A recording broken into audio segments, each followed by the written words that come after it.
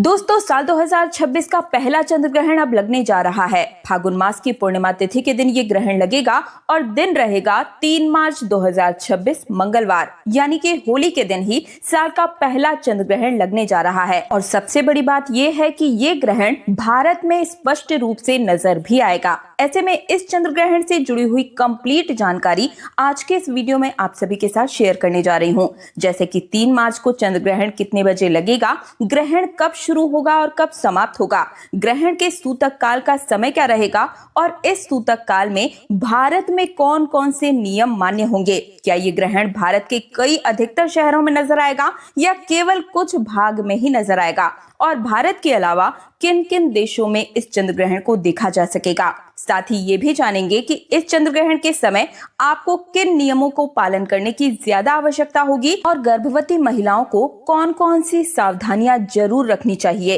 इसके बारे में भी कंप्लीट जानकारी बताऊंगी, इसलिए निवेदन है कि वीडियो को अंत तक जरूर देखिएगा। लेकिन वीडियो शुरू करने से पहले आप सभी से निवेदन है कि अगर अभी तक आपने मेरे चैनल तीज त्योहार और धर्म को सब्सक्राइब नहीं किया है, मेरी आवाज को पहली बार सुन रहे हैं, तो जल्दी से चैनल को सब्सक्राइब करके पास वाले बेल आइकन को प्रेस कर दीजिएगा। साथ ही इस वीडियो को लाइक करें और ज्यादा से ज्यादा लोगों के साथ शेयर करना भी बिल्कुल मत भूलिएगा। आइए शुरू करते हैं इस खास जानकारी को। दोस्तों, 3 मार्च को फागुन पूर्णिमा के दिन साल का पहला चंद्र ग्रहण लगेगा और इसी दिन होली का महापर्व भी मनाया जाएगा। ये कोई सामान्य चंद्र ग्रहण नहीं होगा।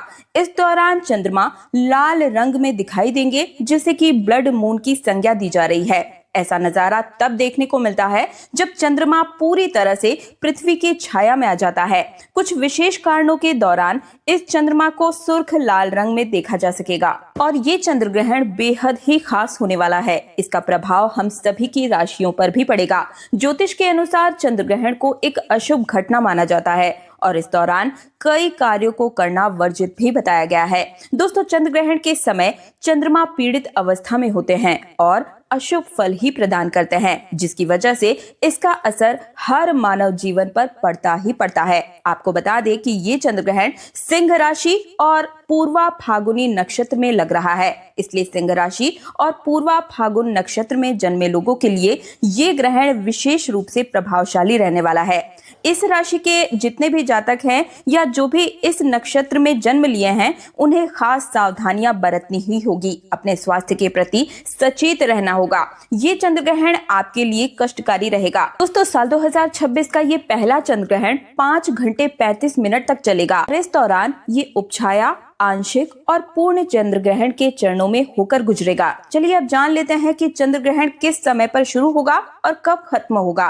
तो आप सभी को बता दूं कि भारतीय समय के अनुसार बात करें तो उपछाया ग्रहण 3 मार्च को दोपहर 2:16 से ही प्रारंभ हो जाएगा और आंशिक ग्रहण दोपहर 3:20 से शुरू होगा। और वहीं पूर्ण चंद्र ग्रहण की शुरुआत होगी शाम 4:34 से और ग्रहण का मध्य शाम 5:04 पर होगा। इसके बाद पूर्ण चंद्र ग्रहण शाम 5:33 पर समाप्त हो जाएगा और आंशिक चंद्र ग्रहण की समाप्ति शाम 6:47 पर होगी और उपछाया चंद्र ग्रहण की समाप्ति शाम 7:52 पर होगी। चलिए अब जान लेते हैं कि ये चंद्र ग्रहण कहां कहां पर दिखाई देगा। तो देखिए, साल का ये पहला चंद्र ग्रहण भारत में साफ साफ रूप से देखा जा सकेगा और सबसे ज्यादा तो पूर्वी भारत में ये चंद्र ग्रहण नजर आएगा, यानी कि अरुणाचल प्रदेश, असम, मणिपुर, नागालैंड और मिजोरम में। वहीं पश्चिम बंगाल के पूर्वी भाग के साथ साथ ही कोलकाता, गुवाहाटी, ईटानगर, आइजोल और इसी के साथ अन्य शहरों की अगर हम बात करें तो दिल्ली, मुंबई, बेंगलुरु, लखनऊ, चेन्नई के साथ साथ ही जयपुर जैसे शहरों में ये चंद्र ग्रहण आंशिक रूप से देखा जा सकेगा। और भारत के अलावा ये चंद्र ग्रहण रूस, चीन, Japan, Europe, Bangladesh, Nepal, Philippines, Malaysia, Indonesia, Australia, New Zealand, उत्तरी दक्षिणी अमेरिका, प्रशांत महासागर, अटलांटिक और आर्कटिक महासागर में भी दिखाई देगा। अब बात करते हैं इस चंद्र ग्रहण के सूतक काल की। तो आप सभी को बता दूं कि चंद्र ग्रहण का सूतक काल 9 घंटे पहले से ही प्रारंभ हो जाता है। इसलिए जिन देशों में ये चंद्र ग्रहण दिखाई देगा, वहां पर सूतक काल भी 9 घंटे पहले से ही मान्य हो जाएगा और क्योंकि ये चंद्र ग्रहण भारत में दिखाई दे रहा है, इसलिए इस चंद्र ग्रहण का सूतक काल भारत में भी मान्य रहेगा। अब बात करते हैं सूतक काल के समय की। तो देखिए, चंद्र ग्रहण का जो सूतक काल है वो सूर्योदय से ही शुरू हो जाएगा, यानी कि सूतक काल 3 मार्च को सुबह 6:20 से शुरू होकर शाम 6:47 पर चंद्र ग्रहण की समाप्ति के साथ ही समाप्त होगा। गर्भवती महिलाओं, बच्चों और बुजुर्गों के लिए सूतक काल दोपहर 3:28 से शाम 6:47 तक रहेगा। इस दौरान भूल कर भी हमें कुछ भी खाना पीना नहीं चाहिए। वैसे तो सूतक काल के दौरान से ही इन नियमों का पालन करना चाहिए सुबह 6:20 से, लेकिन बच्चों, बूढ़ों और गर्भवती महिलाओं के लिए इतने लंबे समय तक भूखे प्यासे रहना बिल्कुल भी सही नहीं रहेगा। तो आप केवल दोपहर 3:28 से शाम 6:47 तक ही नियमों का पालन करें। चलिए अब जान लेते हैं कि चंद्र ग्रहण के दौरान किन किन बातों का ज्यादा ध्यान रखना चाहिए और कौन कौन सी सावधानियां बरतनी चाहिए। तो देखिए, ग्रहण के दौरान हमें कभी भी अपने घर से बाहर नहीं निकलना चाहिए। ग्रहण के दौरान निकलने वाली हानिकारक किरणें नुकसान पहुंचा सकती है और ग्रहण को कभी भी हमें खुली आंखों से भी नहीं देखना चाहिए। ग्रहण के समय किसी से लड़ाई झगड़ा भी नहीं करना चाहिए और ना ही ग्रहण के समय पैसों का लेन देन करना चाहिए। इसके अलावा ग्रहण के समय भोजन बनाना और भोजन खाना भी नहीं चाहिए। इस समय पानी भी नहीं पीना चाहिए। हालांकि ये नियम बच्चे, बूढ़े और रोगी पर लागू नहीं होते हैं। दोस्तों, ग्रहण के समय मांस मदिरा का सेवन भी नहीं करना चाहिए और ना ही जुआ खेलना चाहिए। ग्रहण के समय बाल खींचना, तेलों की मालिश करना, ब्रश करना, बाल में कंघा करना, इन कार्यों की भी मनाही होती है। ग्रहण के समय कपड़े धोना या फिर बर्तन धोना, कपड़े निचोड़ना आदि जैसे कार्यों को भी नहीं करना चाहिए। ग्रहण काल के दौरान हमें भूल से भी चाकू, छुरी जैसे कार्यों को नहीं करना चाहिए। ग्रहण के समय घर की साफ सफाई भी नहीं करनी चाहिए। ग्रहण के समय कोई भी शुभ या मांगलिक कार्य या नया कोई भी कार्य प्रारंभ नहीं करना चाहिए। ग्रहण के समय कभी भी नया वाहन, नई प्रॉपर्टी या कोई नया बिजनेस भी शुरू नहीं करना चाहिए। चलिए अब बात कर लेते हैं गर्भवती महिलाओं के बारे में कि चंद्र ग्रहण के समय उन्हें कौन कौन से काम नहीं करने चाहिए। तो देखिए, गर्भवती महिलाओं को जिस बात का सबसे ज्यादा ध्यान रखना चाहिए वो है कि ग्रहण के समय गर्भवती को कभी भी नुकीली या धारदार चीज का इस्तेमाल नहीं करना चाहिए। गर्भवती महिलाओं को इस दौरान चाकू,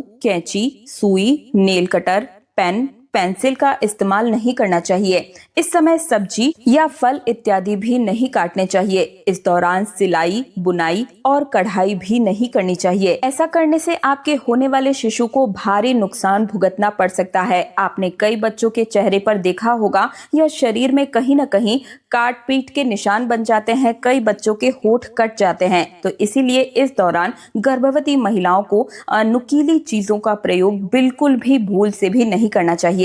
दोस्तों, गर्भवती को ग्रहण के समय सोना भी नहीं चाहिए और इस समय सजना संवरना भी नहीं चाहिए। इस समय किसी भी तरह की एक्सरसाइज या योग इत्यादि भी नहीं करना चाहिए। इसके अलावा ग्रहण के समय सिर में तेल नहीं लगाना चाहिए। गर्भवती महिलाओं को ग्रहण के दौरान भगवान के मंत्रों का जाप करना चाहिए, क्योंकि इस दौरान मंदिर के कपाट बंद हो जाते हैं तो पूजा इत्यादि नहीं की जाती है। आप ग्रहण के दौरान संतान गोपाल मंत्र का जाप कर सकते हैं या फिर किसी धार्मिक पुस्तक जैसे कि रामायण, गीता, सुंदरकांड या दुर्गा सप्तशती का पाठ भी कर सकते हैं। इससे आपको बहुत ही लाभ मिलेगा। चलिए अब बात कर लेते हैं कि ग्रहण के कुप्रभाव से बचने के लिए गर्भवती महिलाओं को कौन कौन से उपाय करने चाहिए। तो देखिए, चंद्र ग्रहण के बुरे प्रभाव से बचने के लिए गर्भवती महिला को अपने गले में एक तुलसी की माला पहन लेनी चाहिए और फिर जब ग्रहण समाप्त हो जाए तो आप इस तुलसी की माला को किसी बहते हुए जल में प्रवाहित कर दें।